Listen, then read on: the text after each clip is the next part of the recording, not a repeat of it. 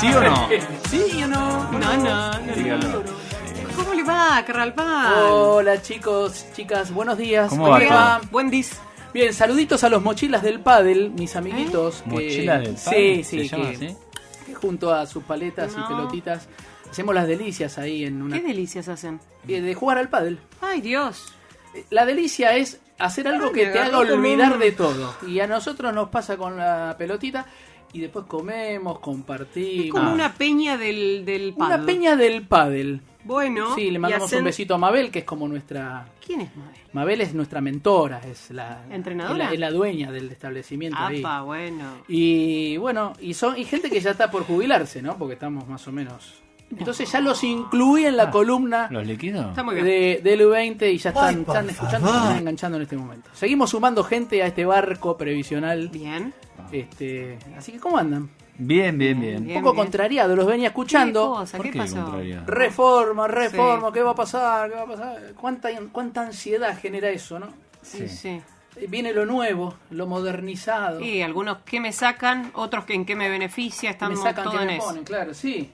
Bueno, y en qué lugar uno está parado, ¿no? Porque ahí cual. está, esa es la situación de coyuntura que no es menor, que tiene que ver con de dónde parto.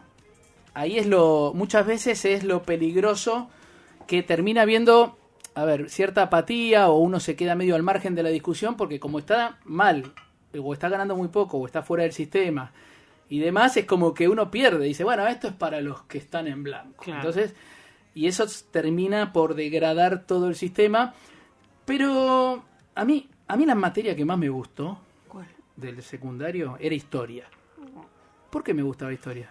No sé. Para conocer qué pasó, saber dónde estoy parado. Sí, y porque todo termina siendo un loop muchas veces. ¿Por ¿Vieron? qué? Como que vuelve Está de moda esa palabra. loop, L-O-P, ¿no? Que viene a ser como una vuelta, un remix. ¿Cómo, Piti? Un bucle. Un bucle también, un rulito. Sobre lo que viene pasando en distintos ciclos en Argentina. Vuelta a vuelta se va repitiendo. Y eso... ¿Y qué se está por repetir? Y yo tengo un audio que no es de ahora, ¿eh? ¿De cuándo? Es de un poquito más atrás, pero quiero que descubran, que juguemos un poco con la audiencia, que Dale. descubran cuál es digamos, cuál es la voz, a quién pertenece y más o menos de qué año estamos hablando. ¿Lo largamos, Piti? Las leyes más concesivas, que permite retirarse con menor edad, con menor número de aportes o que dan más del 70 al 82% como retribución al jubilado, van a ser eliminadas. El sistema previsional va a quedar con 26 puntos entre aporte patronal y aporte personal, que es más o menos el porcentaje de aportes que tienen casi todos los sistemas previsionales del mundo. Y hay dos paquetes de leyes que están actualmente en el Congreso que van a permitir aumentar el número de aportantes en relación a cada beneficiario. Una es la ley de empleo, que establece un incentivo para que de aquí en más el grueso de los trabajadores sean blanqueados y hagan aportes jubilatorios.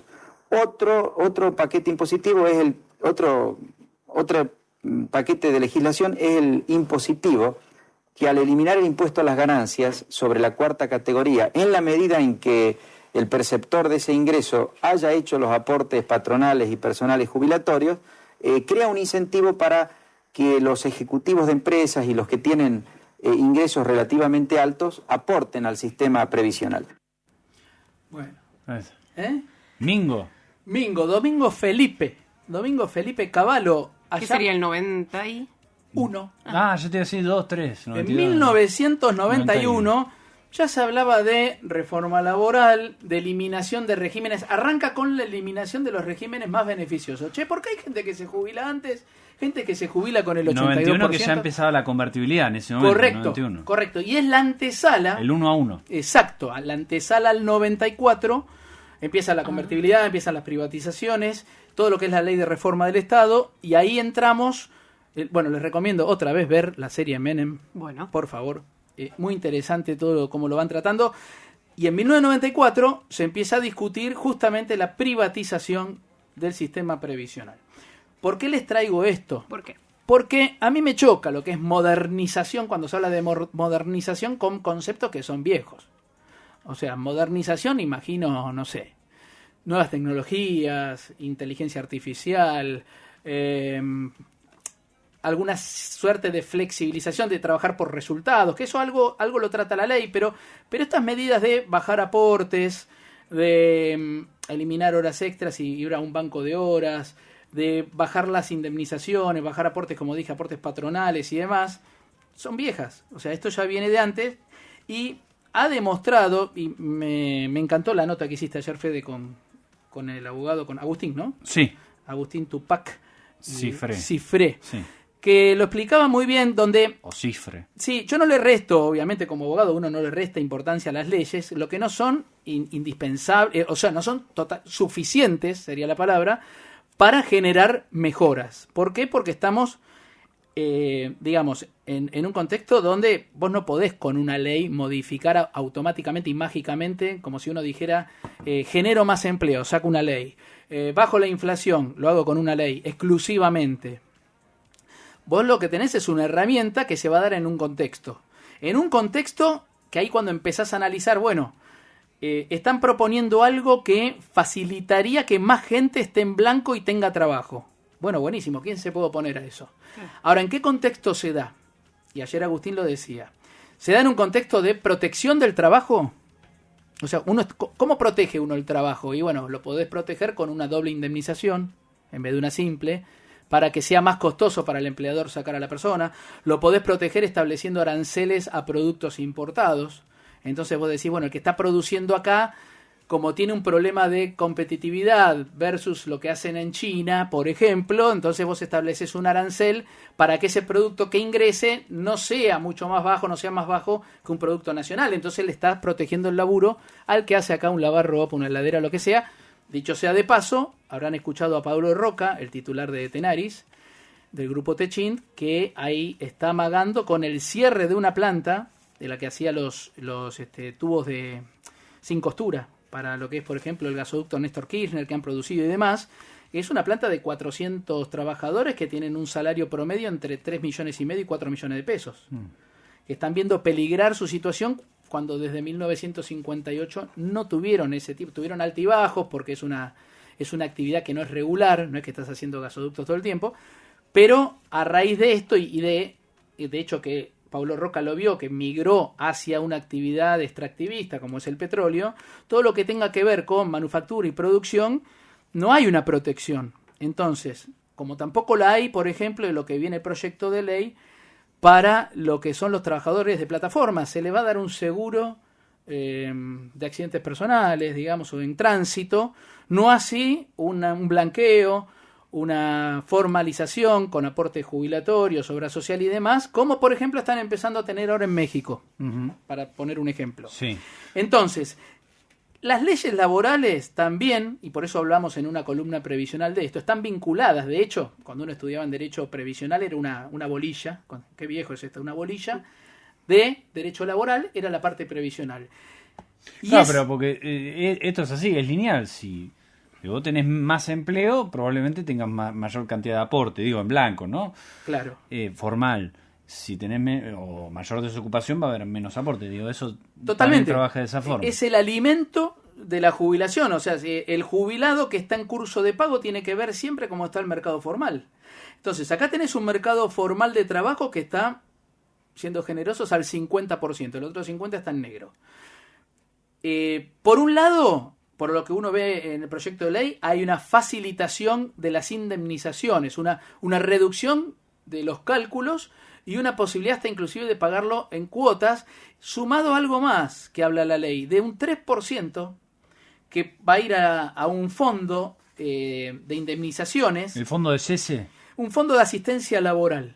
Sí, el fondo de asistencia laboral para financiar despidos que se nutrirá con el 3% del aporte que viene ya realizando el empleador al CIPA. Con lo cual, el Estado, ANSES, deja de recibir ese 3%, como lo venía recibiendo para meterlo en las arcas que sirven de pago, de fuente de pago para los jubilados. No, lo paga, digamos, lo destina, en vez de destinarlo justamente van a armar un fondo donde se va a administrar, se va a invertir en títulos y demás, y eso se va a usar como un fondo para pagar indemnizaciones.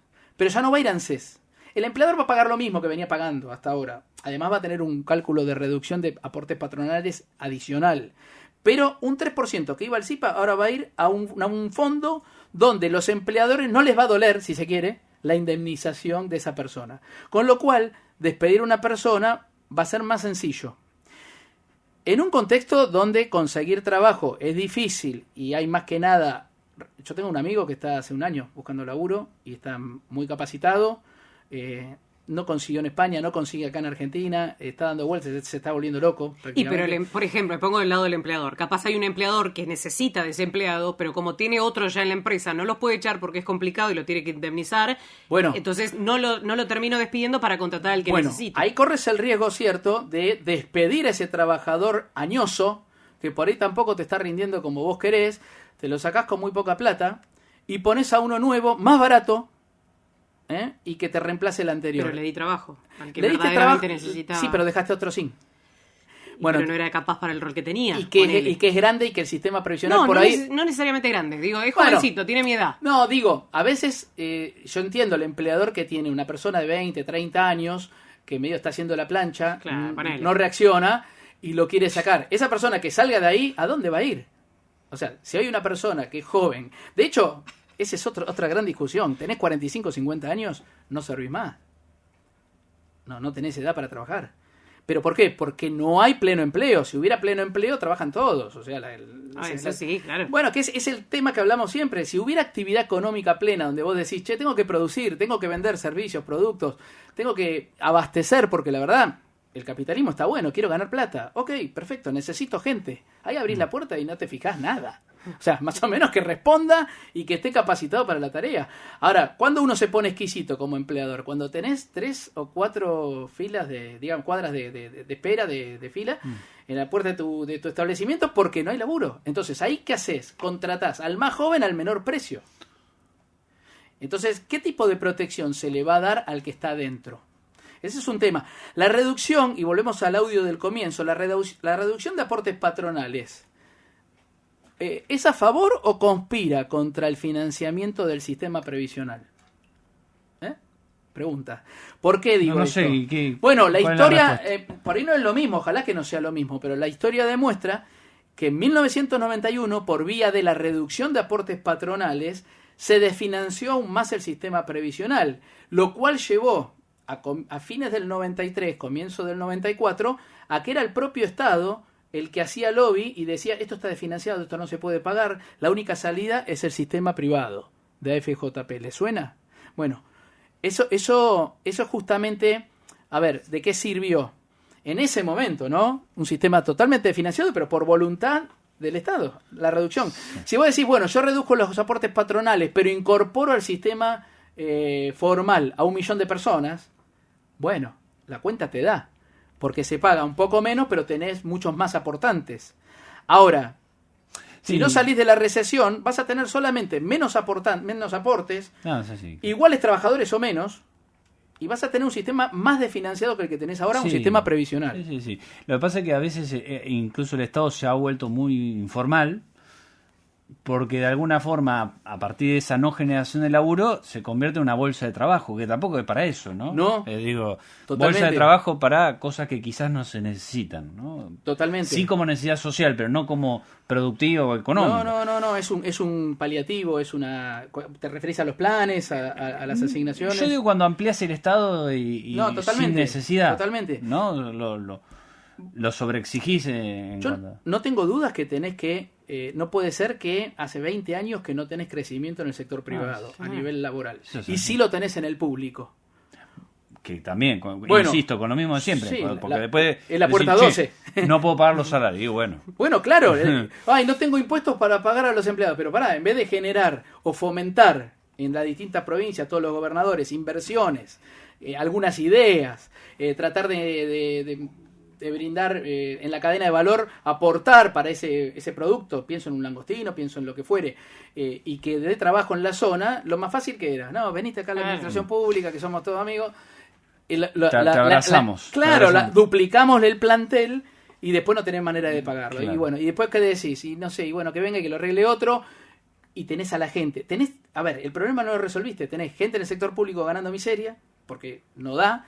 Tenés un sector privado deprimido que nunca fue incentivado y nunca se le marcó el camino. Y así andamos. Pero bueno, yo tengo mis serias dudas que la reforma laboral, ojalá me equivoque, no soy un especialista en la materia. Entiendo que menos aportes al sistema previsional me prende una alarma, como resumen de toda esta charla. Y hay que ver de qué manera se mejora. Cuando hablan de una cosita sola, acá me tomé un ejemplo de una persona que tiene un sueldo neto de 1 millón de pesos. De bolsillo. De bolsillo. ¿Cuánto le cuesta al empleador? Si hablamos de cargas patronales y la parte jubilatoria es el 27%, 11% de aporte y 16% de carga. Pero si metes todo, metes obra social, ley 19032, asignaciones familiares, ART, seguro y demás, te vas. Respecto del sueldo neto, la carga significa un 62,69 y respecto al sueldo bruto, que terminó en 1.204.000 para cobrar 1 millón neto, un 35%. Es un tanto elevada respecto de otras legislaciones, tampoco es una barbaridad, lo cual no estaría mal cierta reducción. Veremos qué ocurre y si eso redunda que por esa reducción los empleadores van a salir a tomar más gente o no. Bueno, algunas consultas vamos repasando rápidamente. Soy empleada doméstica hace un mes, me avisaron que solo trabajaba hasta diciembre. Ahora quieren que yo envíe el telegrama de renuncia, pero mi empleador, y esta es pregunta, ¿me tendría que mandar el despido? Por supuesto, la renuncia es libre, decidida, pensada y unilateral, y lo hace quien quiere renunciar. No se le puede pedir la renuncia a otro. Esto no es como en el gobierno, le pedí la renuncia a mi ministro, es otro régimen. Acá vos, si renunciás, no vas a tener indemnización. Claro. Te tienen que despedir. Agrego que también leí en la reforma laboral que el periodo de prueba, que ahora es de 1 mes para las empleadas del servicio doméstico, se va a 6 meses. Ok, puntualmente en el servicio doméstico. En el servicio doméstico y en las otras, y en los otros también habría que ver régimen por régimen, claro. Sí. Cómo se modifica. Pero va en la misma sintonía. Esto, bueno, a discutir, charlenlo, muchachos, del otro lado del micrófono. Claro, porque 1 mes es, bueno, y después a partir del segundo mes, cuando si termino la relación laboral, me tenés que indemnizar. Claro. Con los 6 meses, claro. Hasta 6 meses. Yo podría tomar personas me cada 6 meses y me sale gratis. No lo indemnizar. Claro. Bueno, despidiéndola, ¿no? ¿Qué te quedan? 2 días que te Exacto. quedan a completar. La pregunta es cuánto te lleva conocer a una persona para saber si cumple o no. Después te pueden pasar 1000 cosas, la verdad que toda escoba nueva va re bien y después con el tiempo a uno le ha pasado como trabajador también, pero eso es otra historia. Entonces, otro gran desafío es también en esto de hacer un esfuerzo para tener un mejor mercado laboral, más aportes y demás, traten de ver si hay alguna medida a favor de los trabajadores. O sea, si hay un esfuerzo. Acá yo no busco peleas entre empresarios y trabajadores, busco que la rueda gire y funcione. Esa es la idea. Son tan importantes los empresarios como los trabajadores. Ahora, si todo el esfuerzo va a recaer sobre los trabajadores, y no me parece bueno. Acá que dice, tengo 43 años, dice creatividad, no sé a qué se refiere. ¿Creatividad? Sí, bueno, no sé cuál es el término que quería utilizar. Y este mes empecé con el monotributo social. Sí. ¿Qué tengo que hacer para completar aportes? ¿Me viene el monotributo social o el monotributo común? Cualquiera me conviene cuál de los dos. Monotributo social, monotributo promovido, monotributo común convienen. Están también revisando ese régimen donde uno de los borradores hablaba de la eliminación del monotributo, lo cual llevaría a un problema para todo ese tipo de gente que está no solamente en el ámbito laboral haciendo aportes, sino también está pensando en la jubilación, teniendo en cuenta que la relación costo-beneficio es excelente. Sí. Este año cumplo los 55 años y voy a tener 33 años de aportes. Soy chofer. ¿Cuándo tendría que empezar los trámites? Bueno, 55 años de aporte si fuera chofer de cargas o de pasajeros, porque de cargas te pide el régimen. Sí, 33 años de aporte tiene. Claro, sí. 33 está excedido, ya está en condiciones, si todos los 33 años fueron como chofer, está en condiciones de solicitar su jubilación. Sí, bueno, acá habían acertado, Caballo decían cuando estaba sonando el audio. Estaban jugando, muy bien, gracias. Perfecto. Dice, soy jubilado de la provincia. Bueno, tengo ceros, mi hijo tiene 22 años con certificado de discapacidad, terminó de estudiar y se anotó en una carrera. Ayer me informaron que de estos que quedará sin cobertura desde diciembre a marzo. ¿Es así? Tiene todo presentado en ceros. Porque tiene que estar estudiando como condición para cobrar la asignación. Entonces puede pasar eso. Por eso, si no justifica escolaridad en ese periodo, tiene ese bache. Yo cobro AUH, la asignación universal por hijo, pero hace 2 meses recién empezaron a pagarme la zona. Hace 2 meses le empezaron a pagar la zona. Okay. Que no me estaban pagando. Mi pregunta es, si eso no es retroactivo, porque yo ya hace 3 años cobro y 2 meses recién que me empezaron a pagar. Si puede demostrar el domicilio para atrás, podría tener un reclamo retroactivo de ese régimen. Si no lo puede demostrar, va a tener un problema. Bien, cualquier cosa lo consulta usted. Al 280, gracias por el pie, 284-620315, 284-620315, si no, en Inmigrantes 321 de lunes a jueves, de lunes a viernes. ¿Por qué jueves? Vamos hasta el viernes y próximamente hasta el sábado. Bueno. Como viene la mano, hasta el domingo. No, de lunes a viernes a partir de las 3 de la tarde. Jornada de 12 horas para Vanessa. Sí, con banco de horas le vamos a poner, sin horas extras. Sí, y con pañal puesto. Usted sigue, ¿no? En la programación de verano, ¿seguirá acompañando la...? Si vos me llamás, yo estoy. Veremos. ¿Sí? Bueno. Por favor, gracias Martín. a ustedes.